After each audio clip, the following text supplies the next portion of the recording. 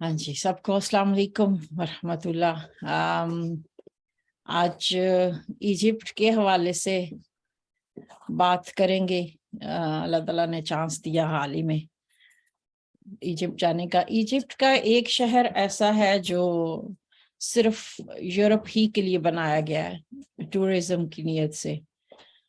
تو لکیلی ہمارے لوکل ہمارا جو شہر ہے برسٹل، وہاں سے ایجپٹ شرم الشیخ فلائٹیں ڈائریکٹ جاتی ہیں، تو سفر تھوڑا اس سے مختصر ہو جاتا ہے۔ تو اور اس میں یہ ہے کہ شرم الشیخ بالکل یہی سمجھ لیں کہ جیسے یورپ ہی کا کوئی شہر ہے۔ شرم الشیخ جانے کے لیے ویزا نہیں چاہیے ہوتا، بس ٹکٹ بک کرنی ہوتی ہے، اور ان کے تمام ہوٹل اور ریزورٹس جو ہیں وہ 5 سٹار ہیں۔ لیکن اگر آپ کو شرم الشیخ سے باہر جانا ہے تو پھر آپ ایئرپورٹ سے ویزا لیتے ہیں، جو تقریباً $25 کا ہے، اور اس کو لینے میں میرا خیال ہے 2 منٹ بھی نہیں لگتے، وہ ادھر ہی کاؤنٹر بنا ہوا ہے۔ تو اگر آپ کوئی اور جگہ پہ جانا چاہیں تو ریزورٹس سارے کے سارے ان کے بڑے اچھے ہیں، اور ہمارا یہ ایک گروپ تھا خواتین کا جنہوں نے اس کو آرگنائز کیا تھا۔ ان کا ٹرپ 5 دن کا تھا، لیکن میں کچھ ہفتہ رکی تھی کیونکہ مجھے اور جگہوں پہ بھی جانا تھا۔ تو ان کے تمام کمرے ایئر کنڈیشنڈ ہوتے ہیں، جتنے بھی ریزورٹس۔ میں 3 مختلف جگہوں پہ ٹھہری ہوں، اور ان ریزورٹس میں جو کھانے کا انتظام ہے کافی اچھا ہائیجینک ہوتا ہے۔ انٹرٹینمنٹ کافی انہوں نے رکھی ہوتی ہیں، لائیو انٹرٹینمنٹس وہ کرتے ہیں شام کے وقت۔ اور اس میں جو بفے سٹائل ہے نا، یعنی یہ ناشتہ تھا ان کا۔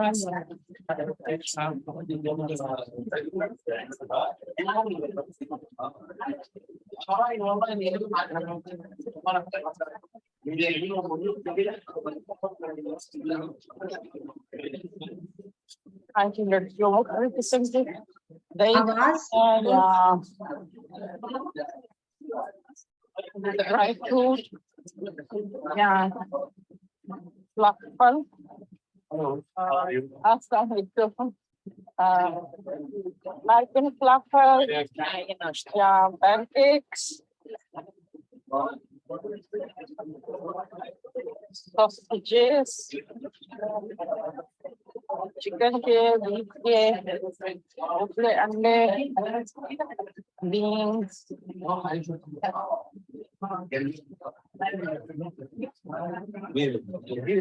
اور تازی ہنی یا اسی قسم کے کیکس۔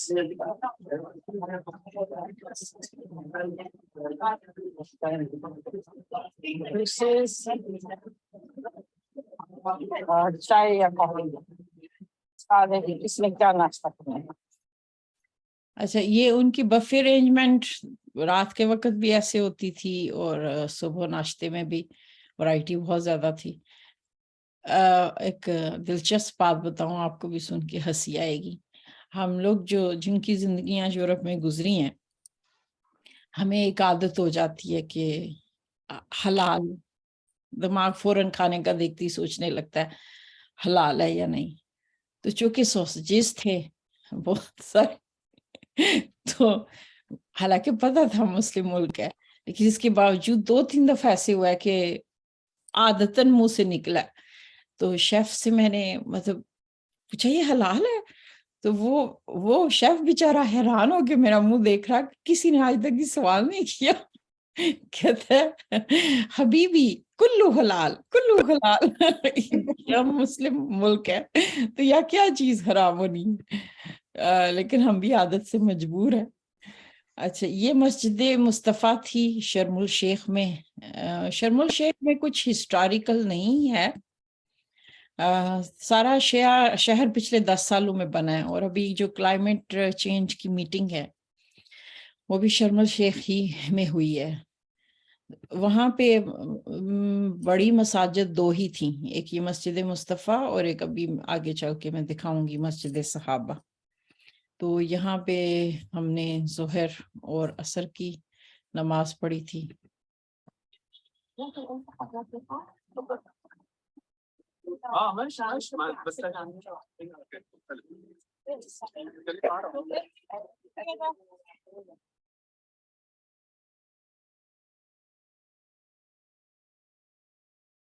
مسجد مصطفیٰ ہی کے سارے مناظر ہیں.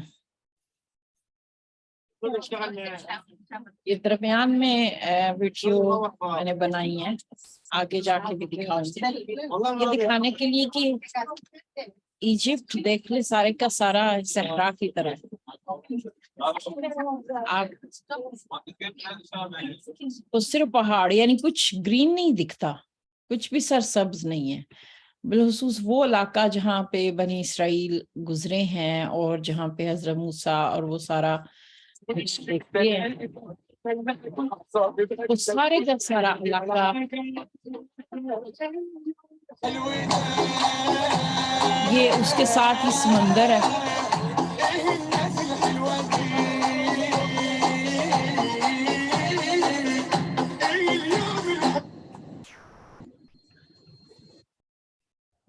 یہ ہم بیچ پر گئے تھے.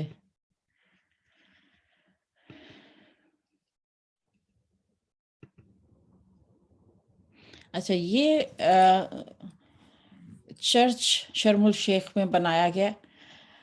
یہ church it just blow your mind, اس قدر اس پہ پیسہ خرچ کیا گیا. اور یہ چرچ, اچھا میں نے یہ نوٹ کیا کہ یورپ کے کرسچنز اور مسلم دنیا کے عیسائیوں میں کچھ فرق ہے. کچھ علاقوں کے عیسائی شراب اور سور کے گوشت کو نہیں مانتے, وہ پرہیز کرتے ہیں, اور وہ ان کو کیا کہیں گے, کیتھولک, I don't know, ان دونوں میں پروٹسٹنٹ یا کیتھولک کوئی ایک ہے نا جو پرانی روایات کو پکڑ کے بیٹھے ہوئے. تو یہ چرچ تقریباً ہر سنڈے یہاں پہ ان کی سروس ہوتی ہے, اور اس میں اس قدر پیسہ لگایا گیا کہ آپ سوچ بھی نہیں سکتے اس کی زیبائش میں, کیونکہ ان کی عبادت گاہوں میں, بلکہ آپ دیکھیں گے دنیا کے ہر مذہب کی عبادت گاہ میں تصاویر بہت زیادہ ہوتی ہیں.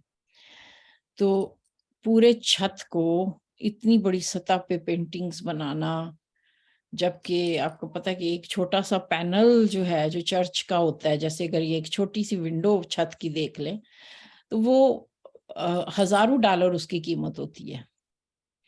یہ اگر آپ غور کریں تو یہ حضرت موسیٰ علیہ السلام کی کہانی کو انہوں نے پوری دیوار پہ کیا ہوا ہے. نیچے آپ کو دائیں طرف دکھے گا کہ ان کے مطابق جیسے موسیٰ کی بہن اور ماں بچے کو باسکٹ میں ڈال رہی ہیں. پھر یہ درخت جلتا ہوا بش, جس کو یہ لوگ برننگ بش کہتے ہیں. پھر سمندر پھٹنے کی بھی کہیں پہ ہے. پھر یہ 12 جو عصا مارنے سے چشمے پھوٹے تھے, اس کا بھی یہاں پہ آپ کو دکھے گا. تو ایک طرف حضرت عیسیٰ علیہ السلام کی تھی اور ایک طرف حضرت موسیٰ علیہ السلام کی تھی, اور باقی جو ان کے پوپ جو گزرے ہیں, ان کے کنگ جس کو ہم جارج اول, جارجوم, ہشتم اس طرح سے کہتے ہیں, جن لوگوں نے بائبل لکھی, اور جو ہاں آج کل ان کی ہاں بائبل ہے, اس کو لکھنے والا میری اتنی معلومات نہیں ہے عیسائیت کے مذہب پہ, لیکن ان سب کی بھی تصاویر یعنی ہسٹری میں جس کا بھی ہے. اچھا, آپ میں سے کوئی بتا سکتا ہے کہ فاطمہ بھی ہمارے ساتھ موجود ہے, کسی کو یہ سمجھ آ رہی ہے اس کا کیا مطلب ہو سکتا ہے؟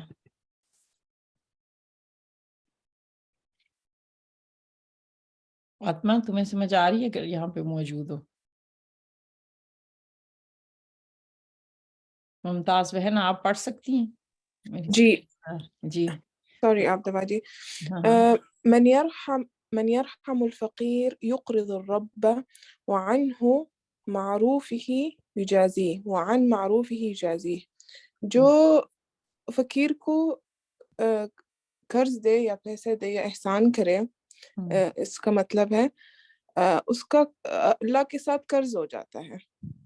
جیسے آپ نے اللہ سے قرض لیا ہے نا, اور پھر اللہ جیسے چاہے وہ آپ کو وہ قرض واپس کرے, جیسے in the best way he'll give you back. Thank you Fatima साहब, नजर आ रहा है कि रेफरेंस कहाँ से आ रहा है? ये बाइबल की आयत है, तो आपको कोई कनेक्शन नजर आ रहा है किसी बहन को कि जो फकीर पर रहम करेगा गोया वो अपने रब को कर्ज देगा He will और be फिर उसका रब recognized by the. अब बानो मैं इसको ट्रांसलेट जी करूं, देखो, जी मन जी यरहमुल फकीरा, the one who take a mercy on the poor, yukredul rabbe wa anmar. It is a loan with his Rab, and his Rab will recognize him for reward. बेशक है ना? बेशक। हाँ, कोई इस बाइबल की इस आयत को सुन के किसी को कुरान की कोई बात याद आ रही है? वो मूसा ने फकीरून, उनकी वो आयत है फकीरून, कौन सी है ना, मैं हाँ फकीर हूँ, वो उसके हाँ, coincides वो with तो that ayat. हाँ हज़रत मूसा की दुआ है, लेकिन हाँ, कर्ज देना रब को, इन्फाक फी सबीलिल्लाह, यार के दुमन यानी ये हसना, हाँ हाँ ये बिल्कुल वही बात है ना जो इस्लाम हाँ में है कि तुम अल्लाह को, अगर तुम अल्लाह के रास्ते में एहसान करोगे, किसी गरीब को दोगे, तो वो हाँ, हकीकतन तुम अपने रब को कर्ज दे रहे हो। यानी तो आपको लग रहा है सेम कि वही बाइबल की ये आयत कुरान से मैच करती है? बिल्कुल मैच करती है। हाँ, देखा, बिल्कुल। कुरान ने ना बाइबल पूरी को रिजेक्ट नहीं किया है ना, जो उनके हाथों में है कुरान उसकी तस्दीक करता है। तो जाहिर है बाइबल में, कुरान ही हमें बताता है कि बाइबल में तहरीफात हो चुकी, लेकिन उसको फिर भी नूर कहा गया, रोशनी कहा गया। तो उसकी कुछ आयात सुन के देखा, एकदम से हमें लगता है कि जैसे हाँ ये हमारे कुरान से साबित हो रही है बात। वो बार इसमें बार दोनों कर्ज चीजें है देने ना की बाजी, हाँ, ये इसमें लफ्ज दोनों भी आया चीजें ना। हाँ, बज़ाहिर भी पढ़ने में भी ऐसे लग रहा है जैसे कुरान की आयत से हाँ मुमासलत है, बिल्कुल। और इसका सब्जेक्ट भी कुरान से मुमासलत रखता है। ये उन्होंने ना ये चंदा का बॉक्स है, उसके ऊपर ये आयत लिखी हुई थी चर्च के अंदर। बानो, ये आपने जो चेयर दिखाया, इसके जो फॉलोअर है उनको कोप्टिक कहते हैं। ये जो अपनी सरमनी है ना, ये अरेबिक में करते हैं। That's why it is done all in Arabic, but in a bit different way. और प्लस ये कि उस इलाके की जबान भी अरबी है। हाँ, और तो ये यहाँ के जो भी क्रिश्चियन है, they are the best. Ethiopian, Iraq के कोप्टिक, इजिप्ट के Coptic, they are very near to original Christianity. ये सूर हराम, ये सब इनको मना है। मेरे यहाँ एक लड़की काम करती थी, वो इथियोपिया की थी। उसने मुझे कहा कि तुम जो ईद पर कुर्बानी करते हो, हम भी करते हैं, तुम्हारा और हमारा रिलीजन एक है, हमारे में भी एक महीना आता है, हम रोजे रखते हैं। सही है, बहुत शुक्रिया मुमताज बहन। ये यानी बाइबल की वो रोशनी जो कुरान से साबित हो, जाहिर है कि हम कह सकते हैं अल्लाह की तरफ से। अच्छा, ये मस्जिद सहाबा है, इसकी जो तर्ज तामीर है, इससे आपको नजर आ रहा होगा कि इसको थोड़ा इजिप्शियन स्टाइल, ट्रेडिशनल स्टाइल से बनाया गया ना। बड़ी खूबसूरत मस्जिद है। इसमें मुझे चांस मिला था जुमे की नमाज अदा करने का, माशाल्लाह। वहां से गुजरते हुए हम लोग थोड़ी देर के लिए बीच के किनारे रुके थे।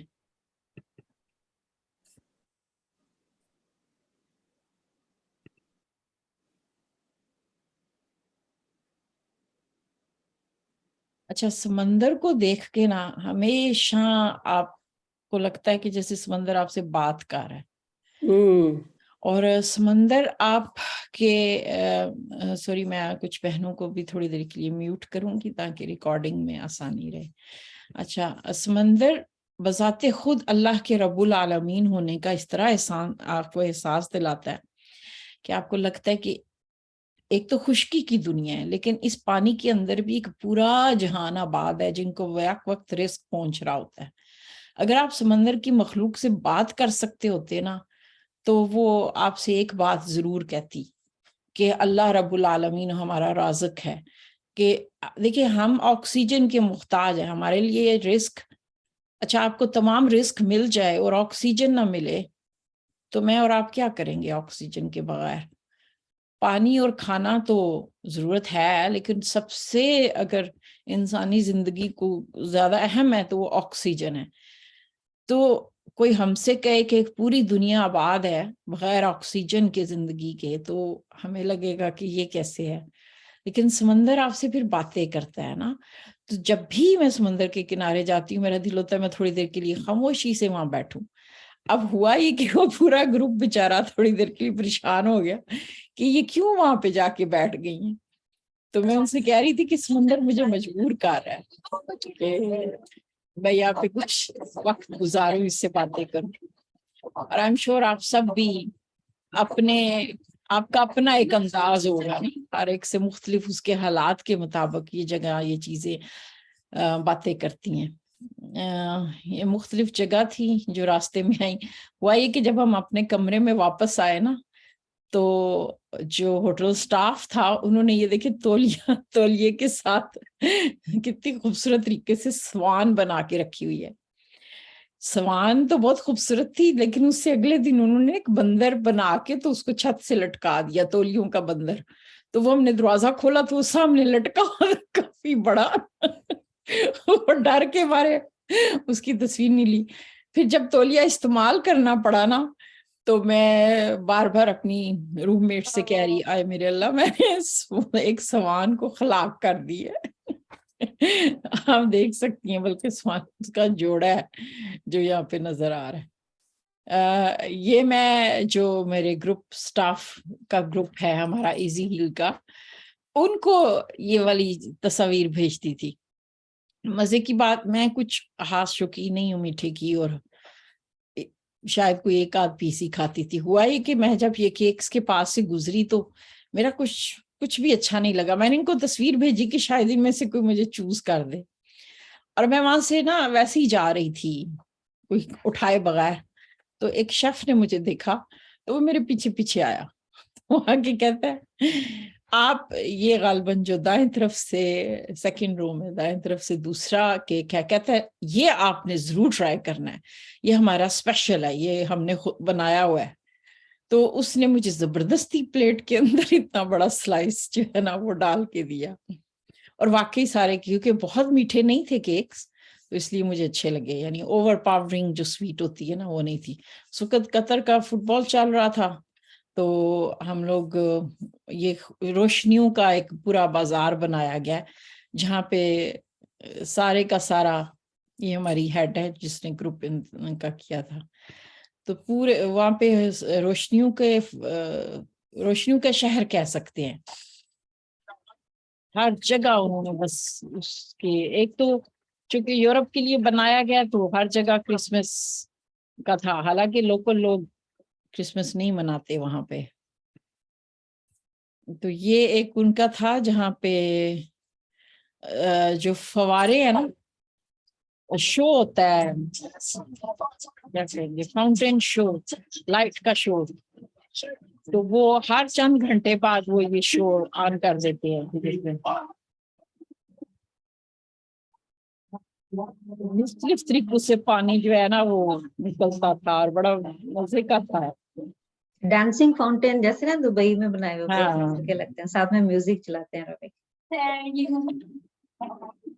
دیکھا کتنی اونچی سطح پہ جا رہا ہے.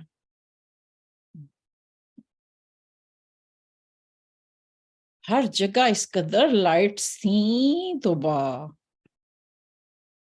اچھا اسی بازار میں نا میں میرا حال اس کی تصویر نہیں بنا سکی.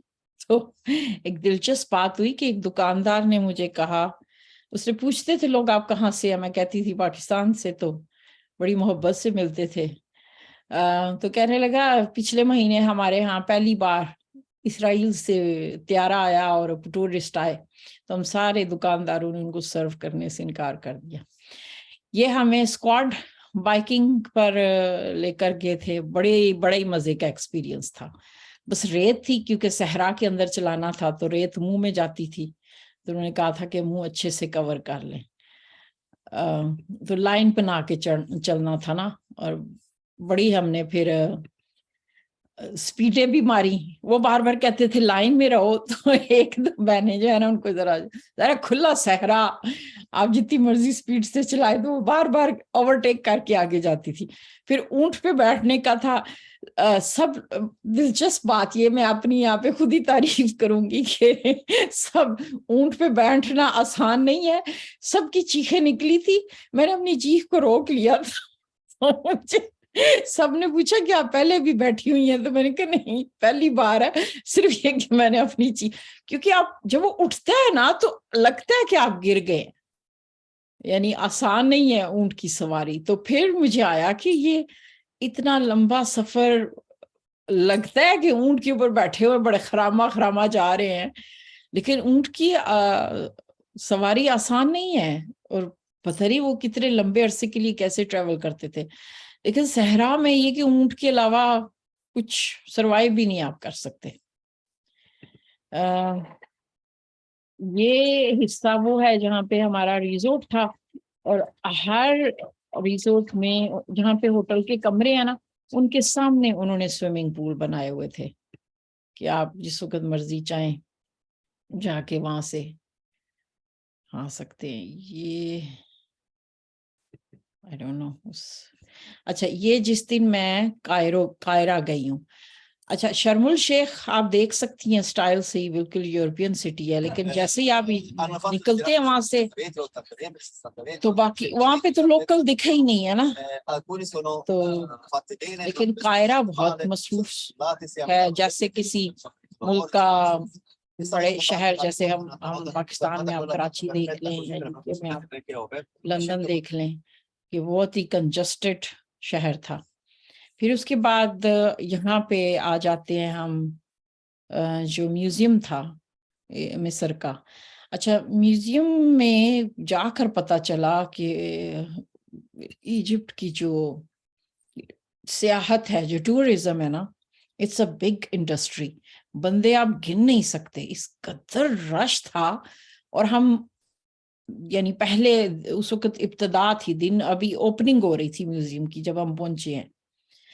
تو اس کے باوجود آپ کو اندر انٹر ہونے کے لیے نا تھوڑا انتظار کرنا پڑ رہا تھا, کیونکہ بہت ہی بڑی زیادہ سطح پہ, اور یو نیم اٹ کہ کس ملک کے کس نسل کے لوگ وہاں پہ جمع تھے.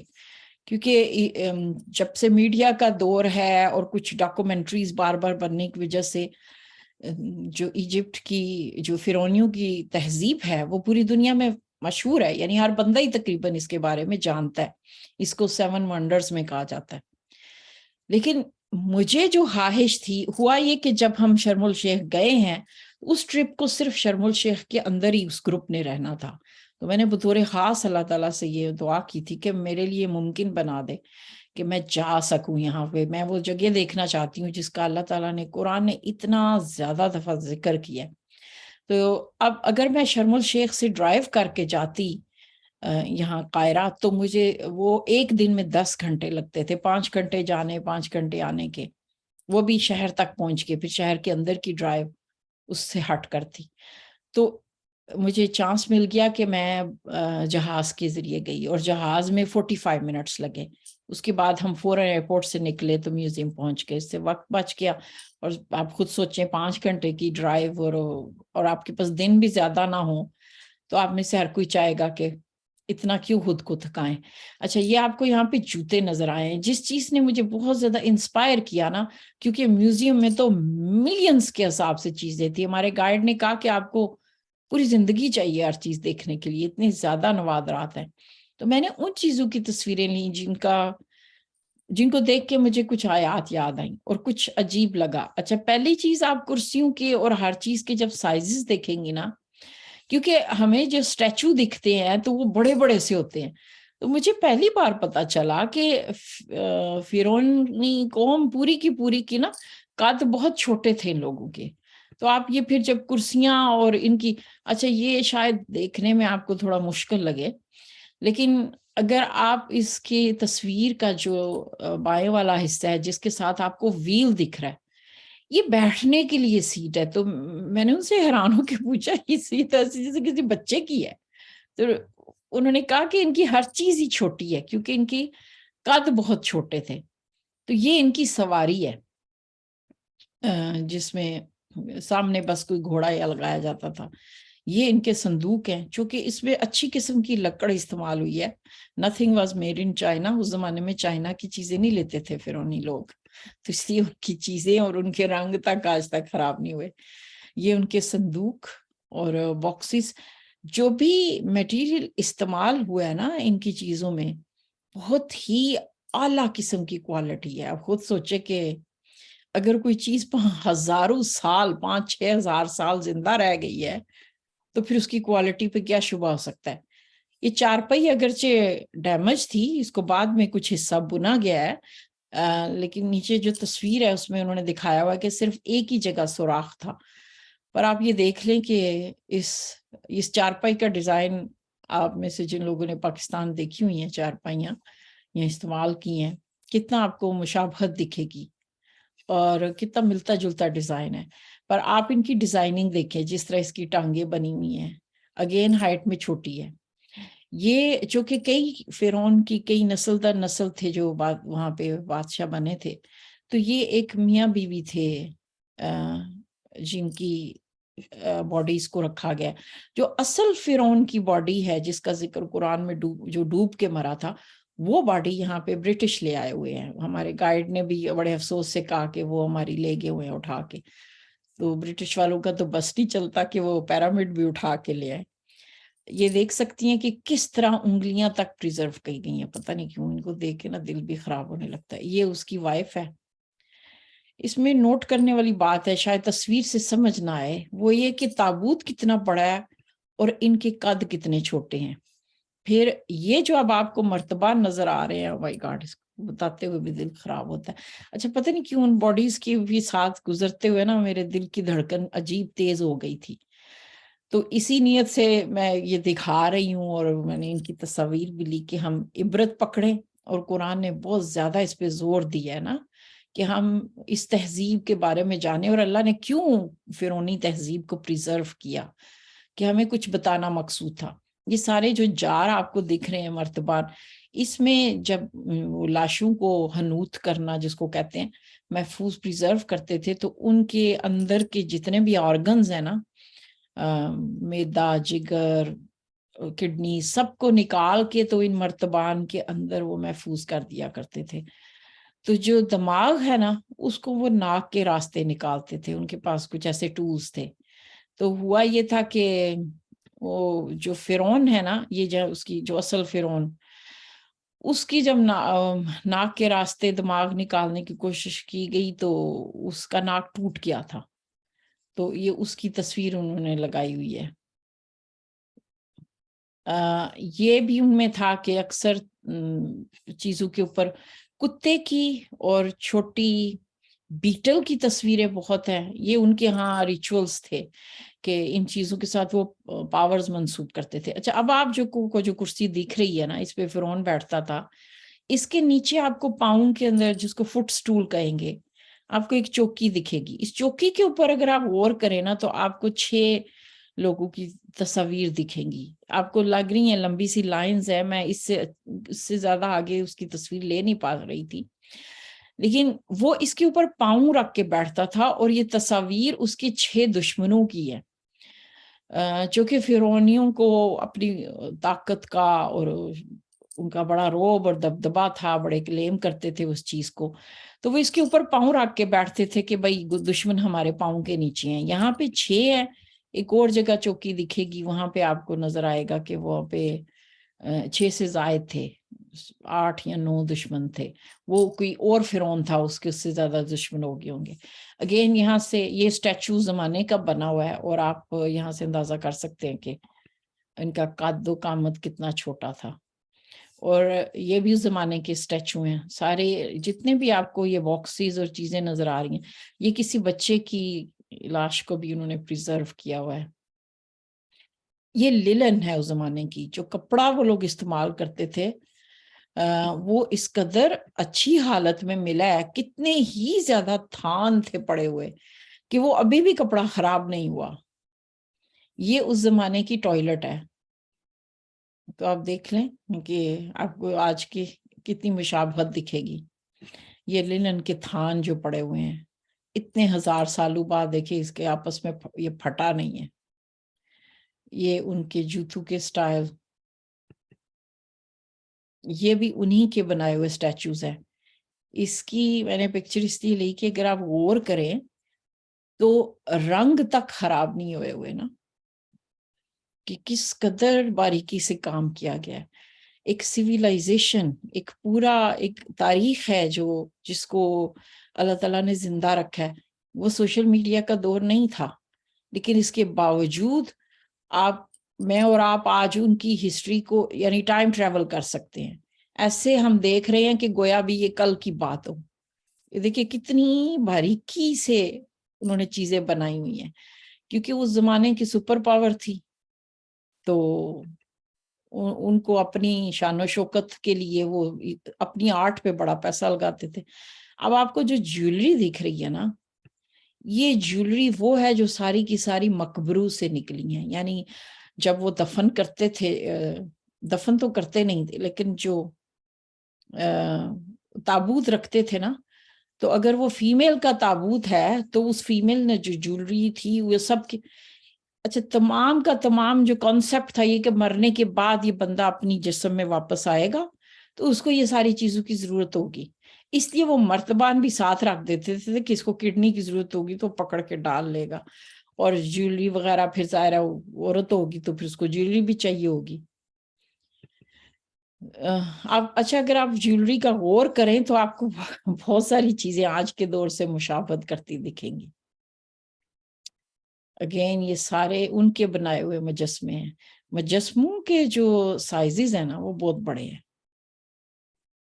اس لیے مجھے حیرت ہوئی کہ میں نے تو مجسموں سے ہی دیکھا ہوا ہے کہ یہ کتنے بڑے بڑے. اگین اس کی یہاں پہ رنگ اور ڈیزائن دیکھیں. اچھا یہ اس طرح یہ 4 تابوت آپ کو دکھیں گے. جو درمیان والا ہے اس میں جسم کو رکھا جاتا تھا، پھر اس کو اس سے آگے جو لیفٹ سائڈ والا ہے اس کے اندر ڈالا جاتا تھا، پھر اس کو یہ جو آپ کو رائٹ سائڈ پہ دکھے گا یہ بڑے والا باکس اس کے اندر ڈال کے پھر آخر پہ لیفٹ سائڈ پہ شاید آپ کو دکھ رہا ہو ہلکا سا ایک باکس ہے، پھر اس باکس میں رکھا جاتا تھا. تو یہ جس کو رشین ڈال کہا جاتا ہے، اصل میں وہ تصور یہاں سے آیا ہے. وہ رشین ڈال نہیں ہے، وہ ایجپشین ڈال ہے، کیونکہ ایجپشن میں یہ تصور تھا جیسے وہ نا گڑیا کے اندر سے گڑیا نکلتی جاتی ہے، تو اس طرح یہ تابوت رکھے جاتے تھے. یہی وجہ ہے کہ جب وہ مقبرے کھودتے ہیں تو اس کے اندر سے وہ جب تابوت نکلتے ہیں تو ان کا سائز دیکھ کے بندہ حیران ہو جاتا ہے کہ ان کے اندر اتنی چھوٹی چھوٹی ان کی باڈیز تھیں. اچھا یہ ان کے مختلف قسم کے مرتبان. اور یہاں پہ ایک یہ اسکول آیا ہوا تھا جس کی ٹیچرز جو ہیں وہ بچوں کو لیکچر دے رہے تھے. مجھے لگتا ہے لوکل اسکول کے بچے تھے.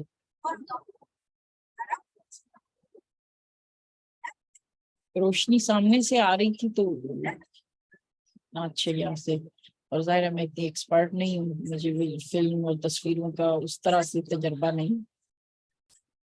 اس کی آپ کو جسامت اور سائز دیکھیں.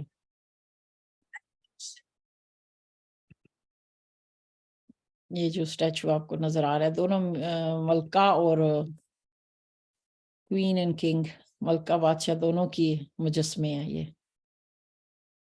تو یہ اس حصے کے سامنے تھے نا جہاں پہ احرام مصر ہیں. اس کو پتھر سے بنایا گیا. یہ بھی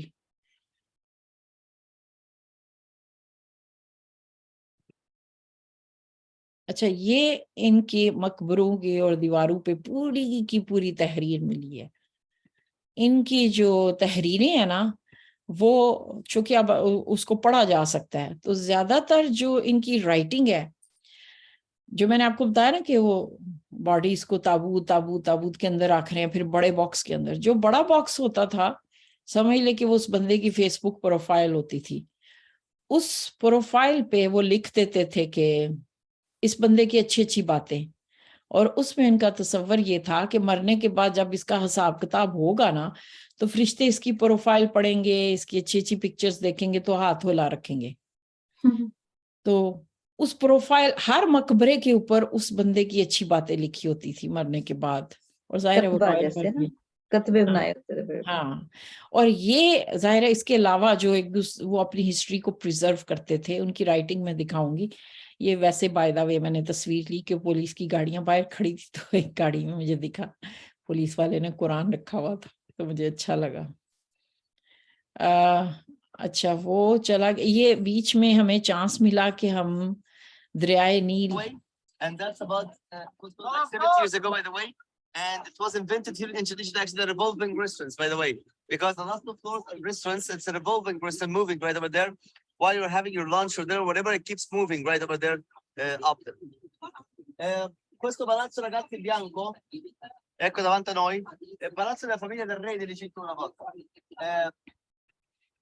ये दरियाए नील चूंकि उसके करीब ही था, तो इसलिए वो हम वहां लेकर गए। फिर साथ ही यहाँ पे फैक्ट्री थी जिसमें वो बता रहे थे कि इजिप्शियन किस तरह से बनाते थे परफ्यूम्स, तो उस के एंटर होती ही खुशबुएं बड़ी आ रही थी। फिर उसके बाद हम पिरामिड्स की तरफ गए, तो हमें गाइड ने कहा कि आप इसके अंदर भी जा सकते हैं, लेकिन एक तो आपको ऐसे करके जाना पड़ेगा जैसे क्रॉलिंग के अंदाज में, क्योंकि सीधा खड़े होके चलने की जगह नहीं थी। तो गर्मी उनकी, यानी उस दिन भी 26-27 डिग्री था, हालांकि दिसंबर का महीना है, तो हमें से किसी की हिम्मत नहीं हुई। अच्छा, ये मैंने खड़े होके सामने तस्वीर बनाई थी। अगर आप मेरे पीछे इसका पत्थर देखें पिरामिड्स का, तो देखिए मेरे हाइट से वो बहुत बड़ा है। एक पत्थर जो बुनियाद की पे लगाया गया वो तकरीबन 7 टन का है, और वो पत्थर जो फिर ऊपर लगाए गए हैं ये सारे, वो हर पत्थर 2-2 टन का है, वो आखिर तक वो इसी तरह ही चलता है। और एक पिरामिड को बनने में जो पहला सबसे बड़ा है उसको 30 साल लगे थे, फिर उसके बाद वाला 20, फिर छोटे वाला 10, 3 पिरामिड्स हैं, यानी 60 साल में वो बनाए गए हैं। आप ये देख लें इनका साइज, और इनके अंदर फिर मकबरे हैं और मुख्तलिफ पैसेजेस बने हुए हैं। क्लोपेत्रा का क्वीन के बारे में बड़ी मशहूर है, उसके भी टॉम्ब यहाँ पे मिले हैं और बॉडीज मिली हैं, यानी अभी तक इसकी मिस्ट्रीज जो हैं वो कभी ना कुछ निकलता ही रहता है। तो उसका साइज और वजन देखें, और फिर इंसान सोचता है कि उन्होंने क्या टूल्स थे उनके पास।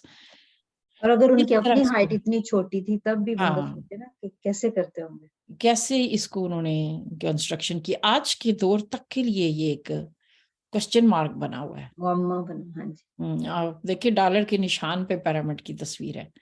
वजअलनाहा सलफन व मसल लिल आखरीन, जो चीज कि हमने उनके बाद में आने वाले लोगों के लिए इसमें निशानियां छोड़ी हैं। तो मतलब ऐसे फील होता है वहां जाके कि अल्लाह ताला ने इस तहजीब को जानबूझ के प्रिजर्व किया कि हम देखें। इन्न फी ज़ालिका लइब्रतन लिमन यख्शा, कि बेशक इसमें निशानियां हैं हर उस शख्स के लिए जो इबरत पकड़ना चाहे। तो मुझे जो यहाँ स्पेशली जब मैं पिरामिड्स के पास खड़ी हुई, तो जो चीज़ मुझे बहुत ज़्यादा स्ट्रक की थी वो ये थी कि अगर मैं उस दौर में खड़ी होती कि जब यहाँ पे मौजूद था फिरौन और ये सारे बन रही थी बिल्डिंग्स और इतनी बड़ी सिविलाइजेशन थी, तो मैं देख के यही सोचते ना कि इंसान के ये कितनी बड़ी सुपर पावर है, ये 3000 years इन लोगों ने हुकूमत की है। हम यूरोप की तहजीब की बात करते तो इसको भी तो 200 साल हुए हैं, लेकिन इन्होंने 3000 साल, और टॉप ऑफ दैट फिर रोमन इनके साथ जब आए हैं तो 2000 साल वो भी ऐड कर लीजिए। तो इतना सालों एक सुपर पावर में वो रहे। तो फिर मेरे जहन में वही सवाल आ रहा था जो सूरह बकरा में उस शख्स के जहन में आया था जिसका किस्सा कुरान ने बयान किया है कि उस शख्स ने बस्ती को देखा और कहा कि अल्लाह ताला इसको दोबारा, वो छतों पे औंधी पड़ी थी, तो अल्लाह ताला दोबारा इसको कैसे उठाएगा। तो मुफस्सरीन ने उसके कई मतलब निकाले, और उसमें एक ये भी है कि बाज़ दफ़ा आप किसी कल्चर तहजीब को देखते हैं तो आप सोचते हैं कि ये इतनी बड़ी सुपर पावर है, इसको क्या हो सकता है, या आप सोचते हैं यानी ये तो कभी ख़त्म नहीं हो सकती, جہاں ایک نیشن ایک تہذیب بالکل دبی ہوتی ہے اور آپ دیکھ کے سوچتے ہیں کہ یہ کیسے اوپر آ سکتی ہے, یہ تو ہٹ ہی نہیں سکتی اپنی جگہ پہ نا. تو یہ سوال آپ کے ذہن میں آتا ہے. تو اگر میں اور آپ اس دور میں زندہ ہوتے تو ہم بھی سوچتے کہ ان کو کیسے زوال آ سکتا ہے, ان کی کلچر کیسے مر سکتا ہے, یہ تو پوری دنیا پہ ان کا ہے. تو آپ سمجھ رہے ہیں نا, تو اللہ تعالیٰ ہمیں چاہتا ہے کہ ہم اس اینگل سے دیکھیں. تو مجھے وہی آیت والا تقرب الذین سوری مجھے ایک دم سے آیت بھول گئی ہے, سورہ مومن یا سورہ زمر میں آتی ہے کہ ان لوگوں کا شہروں میں, بڑے بڑے شہروں میں چلنا پھرنا, تقلب الذین فی البلاد, کہ یہ لوگ ان کی جو چلت پھرت ہے جو شہروں میں, اتنے ایڈوانس سٹیز کو دیکھنا کہ بھائی وہ لوگ اتنے ایڈوانسڈ ہیں, تمہیں کسی دھوکے میں نہ ڈالے. کذبت قبلہم قوم نوح, اس سے پہلے نوح کی قوم بھی جھٹلا چکی ہے. ومن بعدہم والاحزاب من بعدہم, اور اس کے بعد بھی کئی لوگوں نے جھٹلایا تھا. تو وہ نا مسلسل وہ آیات ذہن میں آتی ہیں کہ اللہ تعالیٰ نا ہمیں دکھا رہا ہے کہ تہذیبیں ادھر تک جاتی ہیں, بہت عروج دیتی ہیں. اور من اشد منا قوہ, عاد کے بارے میں کہا گیا کہ ہم سے بہتر کون سی قوم ہے, جتنے ہم سٹرونگ ہے کوئی بھی نہیں ہے. اتنے ان لوگوں کے وہ, یعنی ہر دور میں جب انسان ترقی کرتا ہے نا تو اس کے ذہن میں آتا ہے کہ میری جیسی ترقی تو پہلے کسی نے نہیں کی. تو جب ایجپشن میں آپ ان کے پیرامڈز اور ان کے عروج کو دیکھتے ہیں, اٹ بلوز یور مائنڈ, یعنی آپ امپریس ہوتے ہیں, آپ کو محسوس ہوتا ہے کہ یہ لوگ اپنے دور کی واقعی بہت عروج پہ قوم تھے. تو پھر یہ کیسے ختم ہو سکتے ہیں؟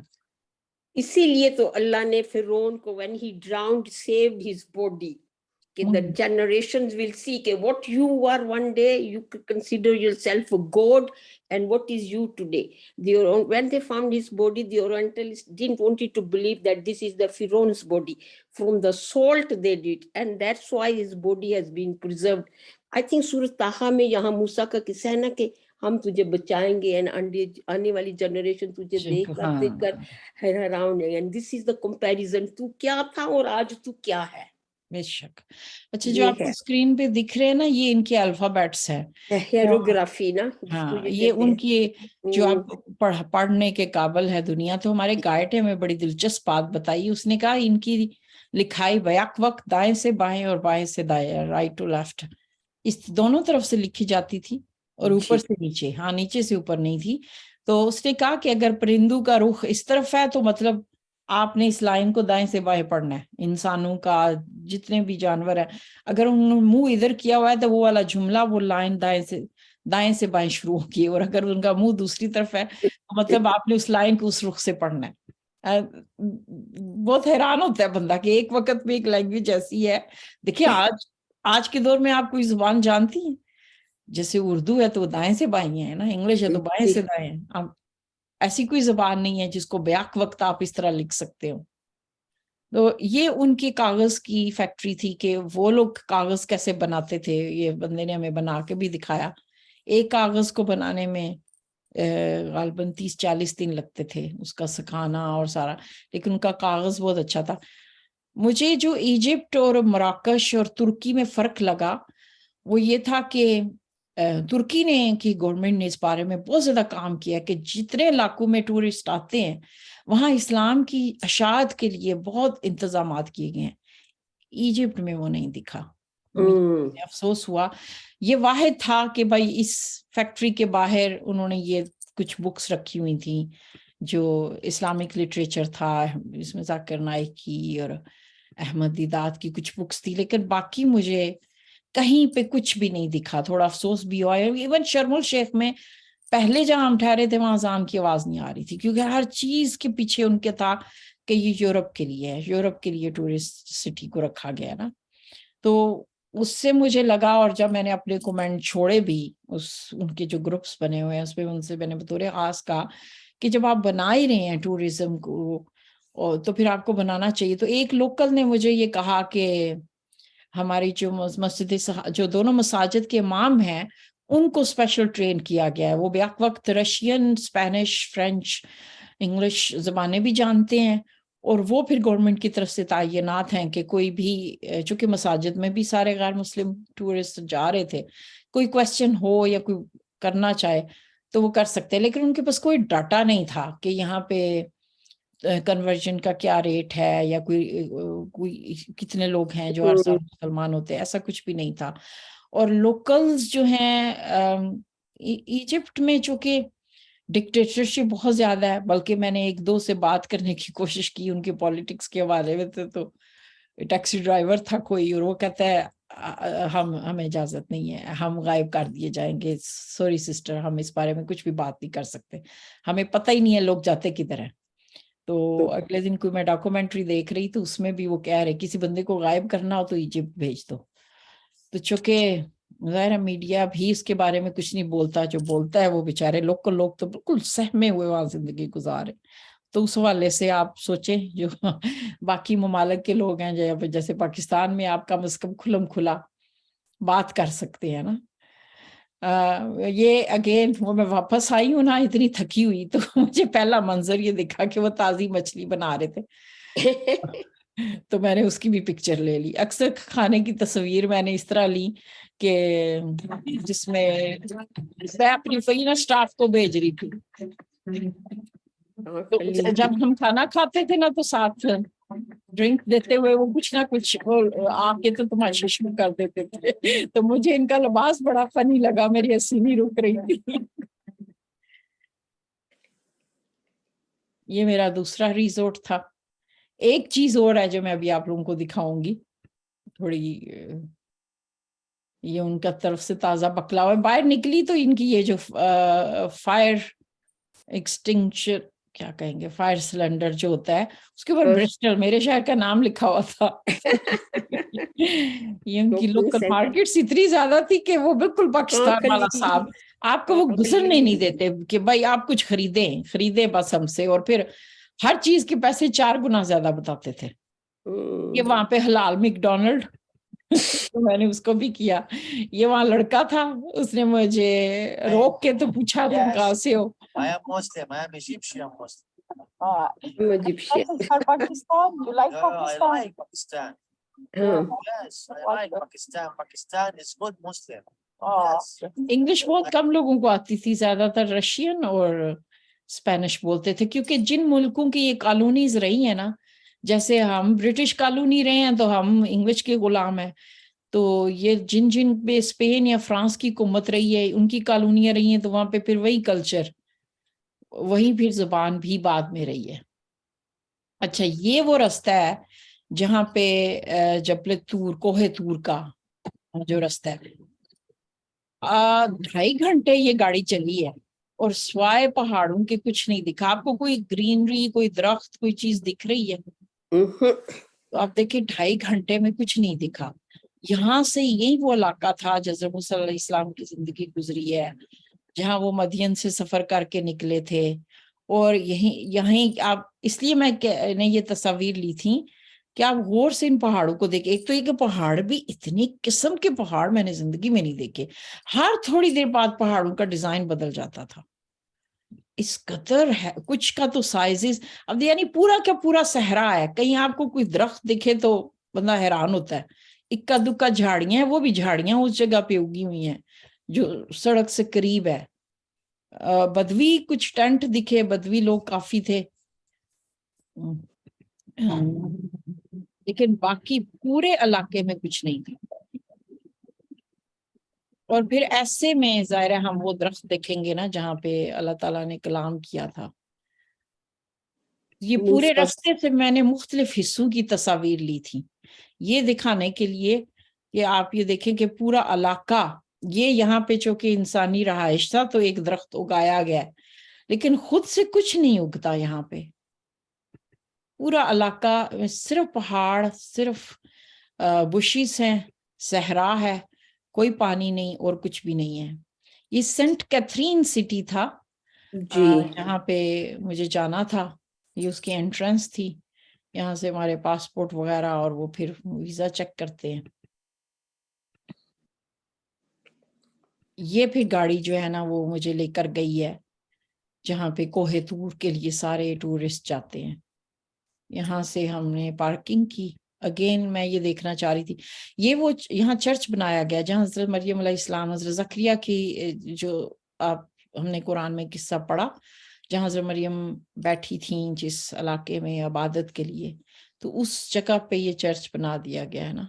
और इसी चर्च के अंदर ये फिर दरख्त है जिसको ये लोग बर्निंग बुश कहते हैं, और ये वो जिसके अंदर से अल्लाह ताला ने आवाज दी थी, हजरत मूसा अलैहिस्सलाम से कलाम किया था.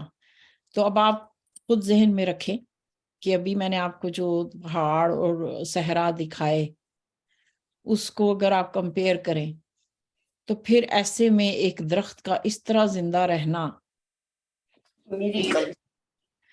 कितने हजार साल से ये दरख्त ऐसे का ऐसे ही है. यानी आपको हरियाली दिख रही है ये बुश टाइप का, कोई प्रॉपर वो उस तरह ट्री नहीं है, लेकिन इतने साइज में. नीचे उन्होंने उसके तने पे ये छोटी सी दीवार तामीर कर दी हुई है, हो सकता है प्रोटेक्शन के लिए हो या जो भी वजह हो, मेक सेंस.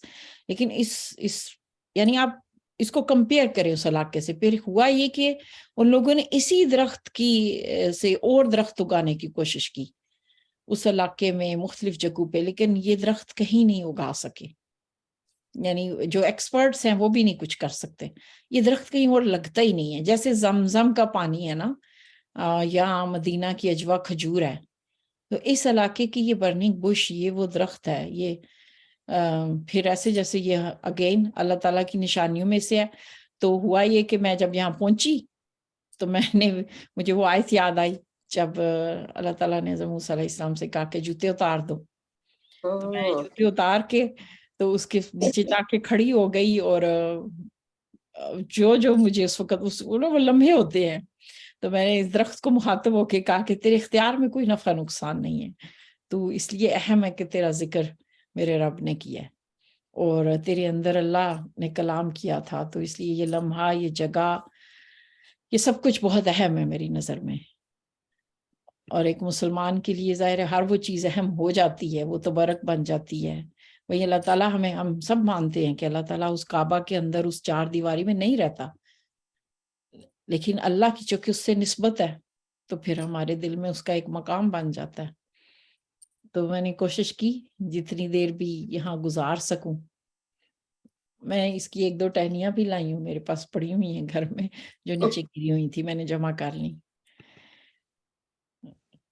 यानी निचला हिस्सा इसका सूखा हुआ क्योंकि बुश है ना, दरख्त तो है नहीं, आप देख सकती हैं इसका स्टाइल बुश जैसा है.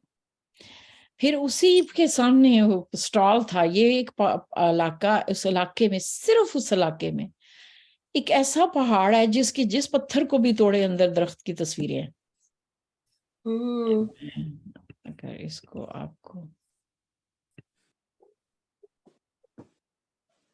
आप जितना इसको तोड़ते जाएंगे ना, उतने ही ज्यादा दरख्त की इमेजेस निकलते चले जाएंगे. आई होप कि आपको अब नजर आ रहे होंगे. कोई एक में नहीं है, बहुत ज्यादा में ये था कि मुसलसल उसके अंदर से जो है ना आपको सिर्फ दरख्त ही दिखता है. और ये जबल तूर के साइड पे गर्दोनवा में ये वाला पहाड़ है. अब ये इस जहाँ मैं खड़ी हूँ, मेरे पीछे कोहे तूर का ये पिछला हिस्सा है.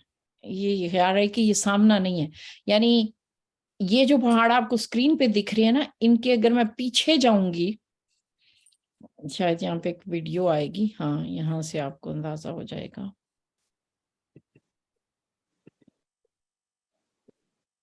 ये रास्ता जा रहा है और ये राइट से लेफ्ट आगे तक, इसको तय करने के लिए देखा टूरिस्ट जा रहे हैं. आपको पूरे 5 घंटे लगते हैं कि आपको कोहे तूर फिर दिखना शुरू होता है. फिर उसके बाद 1000 सीढ़ियां हैं जो आपने चढ़ के ऊपर जाना होता है.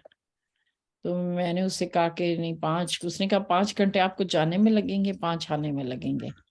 तो फिर यही है कि रात हमें इधर ही होगी ना.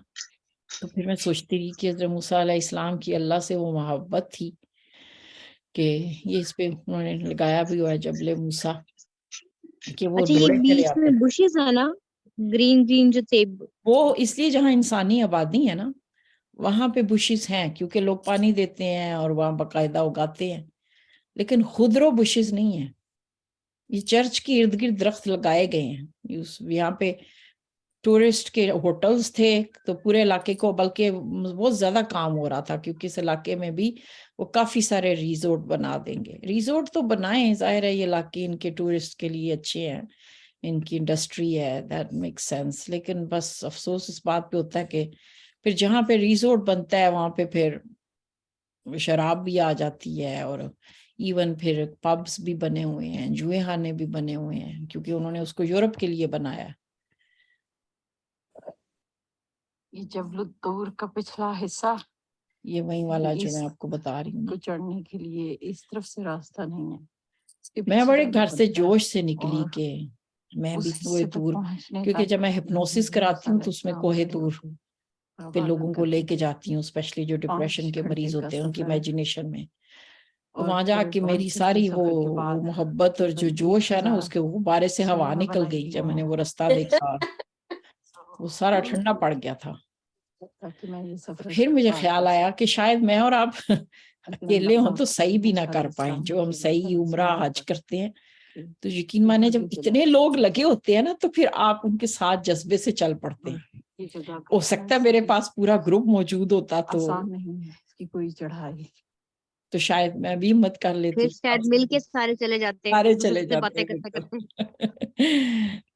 بعض دفعہ نا وہ چاہیے ہوتا ہے آپ کو, ایک پش چاہیے ہوتی ہے.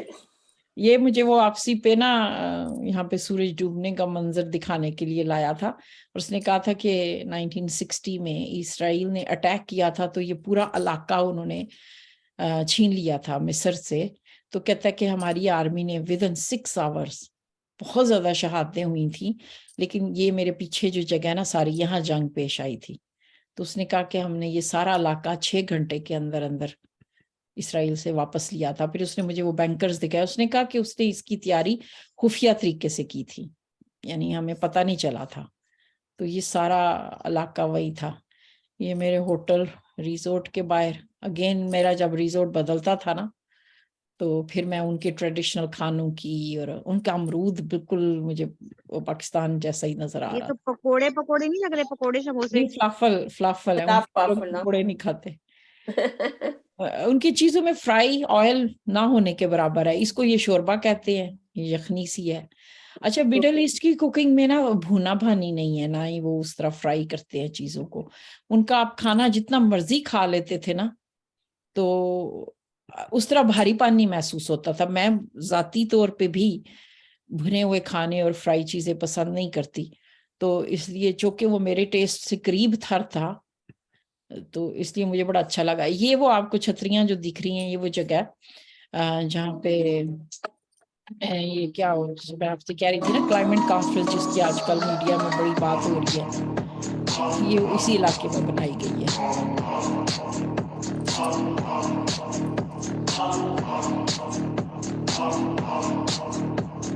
بہت ماڈرن سٹی ہے, اور یہی کہہ سکتے ہیں کہ میں نے تو ان کو آپ واپس آ کے کہا کہ اٹس ناٹ مسلم فرینڈلی. آپ لوگوں نے اس کو کچھ زیادہ ہی ویسٹرنائز کر دی ہے. یہ پھر آخری دفعہ میری فلائٹ کینسل ہو گئی تو ہوٹل پھر فلائٹ والوں نے ہمیں ریزورٹ دیا, تو ہر جگہ ایک سنگل بندے کے لیے کمرہ تھا, تو اس طرح مجھے انہوں نے 2 ڈبل بیڈ دے دیے. میں نے اس کی بھی پکچر لے لی پھر, اور ان کا بھی بفے بڑا ہی نائس تھا. بس یہ کہ سمجھانا مشکل ہوتا تھا کیونکہ انگلش بہت کم لوگ بولتے تھے. سوری, میری کچھ اور تصاویر آ گئی. اچھا جی, یہ تھی میری اوور آل اس کے حوالے سے جرنی جو ایجپٹ میں مجھے آئی. اور مین جو مقصد تھا جو میں نے آپ سے شیئر کرنا تھا, آئی ایم شیور کہ آپ کو بھی اچھا لگا ہوگا, کہ کچھ جگہ ایسی ہوتی ہیں کہ وہاں جا کے جو آپ سیکھتے ہیں نا, یقین مانے آپ سمجھ آتی ہے کہ سفر کو کیوں کہا گیا ہے کہ سفر کریں. سفر آپ کو بہت کچھ سکھاتا ہے. تو مجھے امید ہے کہ آپ نے بھی کچھ سیکھا ہوگا. اس حوالے سے آپ نے کہا تھا کہ آپ نے